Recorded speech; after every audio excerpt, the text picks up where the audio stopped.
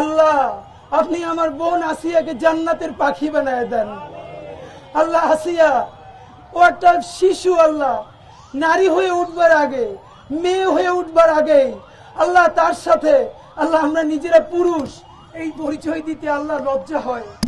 আল্লাহ বাসায় গিয়ে যখন আমার ভাগ্নির পাশে একটু শুই, আমার ভাতিজির কাছে শুই, আল্লাহ এখন নিজের কাছে লজ্জা হয়, শুইতে পারি না। আল্লাহ মনে হয় আসিয়ারে যে ধর্ষণ করছে, আল্লাহ এই বদমাইশ পুরুষগুলো তো ওর আত্মীয়, আল্লাহ ওর বাপের বয়সী, আল্লাহ তারা এই বাচ্চাটারে ধর্ষণ করার জন্য আল্লাহ 5 ইঞ্চি ছিদ্র করছে, আল্লাহ শরীরটাকে ঝাওয়া বানাই দিছে। আল্লাহ এই রমজানে আপনার কাছে বিচার দিলাম, আল্লাহ এই যে জানোয়ার গুলো আমার বোনটারে দুনিয়ায় বসে এত কষ্ট দিল, আল্লাহ আপনি ওদেরকে দুনিয়া আখিরাতে এর থেকে 1000 গুণ কষ্ট দিয়ে আল্লাহ আপনি ওদেরকে কবরে নিয়ে।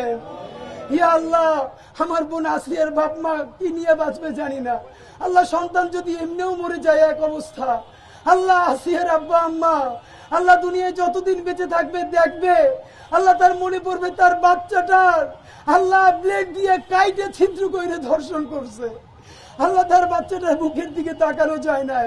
এই বাচ্চার বাবা মা তো আল্লাহ এই ট্রমা থেকে কেমনে বের হবে? আল্লাহ আসিয়ার পরিবার যারা ওরে হাতে কইরে বড় করছে, আল্লাহ তারা তো কেমনি আল্লাহ ইফতার করবে, আল্লাহ ঈদ আসিয়ার আব্বা আম্মার কেমনি কাটবে আমরা জানি না। আল্লাহ আসিয়ার আব্বা আম্মার উপর আপনি খাস রহমত নাজিল করেন, আল্লাহ আসিয়ার আব্বা আম্মার অন্তরে আপনি রহমত বর্ষণ করেন। আল্লাহ বাংলাদেশের প্রত্যেকটা নারীকে আল্লাহ আপনি নিরাপদ করে দেন, আল্লাহ বাংলাদেশের জমিন থেকে চিরতরে আপনি আল্লাহ ধর্ষণ বন্ধ করে দেন। আল্লাহ আমরা পুরুষ আপনার কাছে আশ্রয় চাই, আল্লাহ সমস্ত গুনাহ থেকে, ধর্ষণ থেকে, আল্লাহ চোখের জেনা থেকে, অপরাধ থেকে আল্লাহ আমরা যদি নিবৃত না হই আমাদের নারীদের জন্য আমরা সুন্দর সমাজ বানাইতে পারবো না। আল্লাহ আমরা পুরুষরা ওয়াদা করতেছি আল্লাহ আমরা আমাদের কোন নারীকে অনিরাপদ করব না। আল্লাহ কোন নারী যদি আমার শত্রু হয় আল্লাহ তার সাথেও আমরা কোনদিন এই জুলুমের কাছাকাছিও যাব না।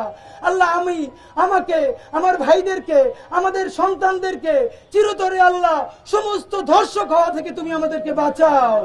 আল্লাহ বাংলাদেশের জমিন থেকে তুমি চিরতরে আল্লাহ ধর্ষণ বন্ধ করে দাও। ইয়া আল্লাহ সমস্ত ধর্ষকদেরকে তুমি হেদায়েত দাও।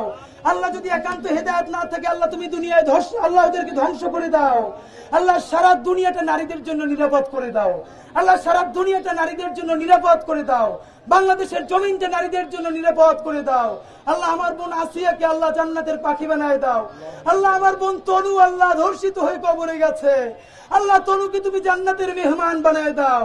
আল্লাহ মুনিয়াকে আল্লাহ তুমি জান্নাতের মেহমান বানায় দাও।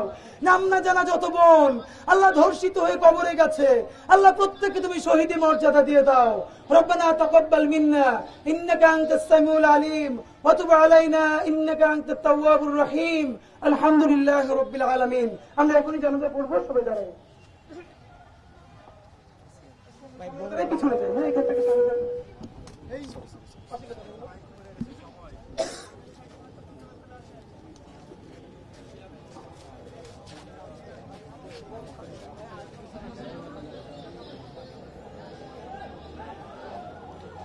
এই মুহূর্তে এই পুরো জায়গাটিতে কিন্তু হচ্ছে যারা যারা আছেন ইনকিলাব মঞ্চের তাদের প্রত্যেকে কিন্তু হচ্ছে এখানে অবস্থান নিয়েছেন। একই সাথে হচ্ছে এই যে কিছুক্ষণের মধ্যে গায়বানা জানাজা সেটির অনুষ্ঠিত কিন্তু হবে।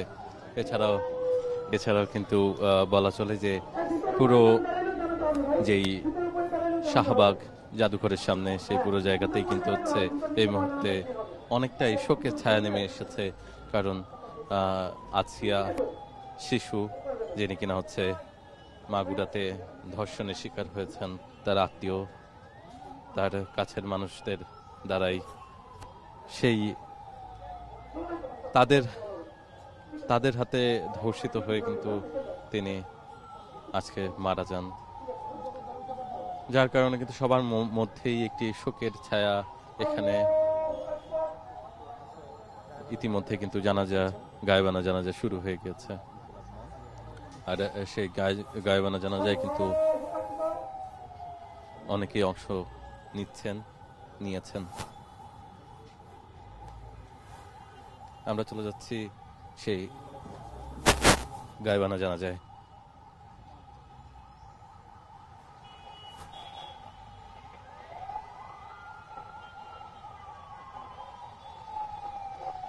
আল্লাহু আকবার।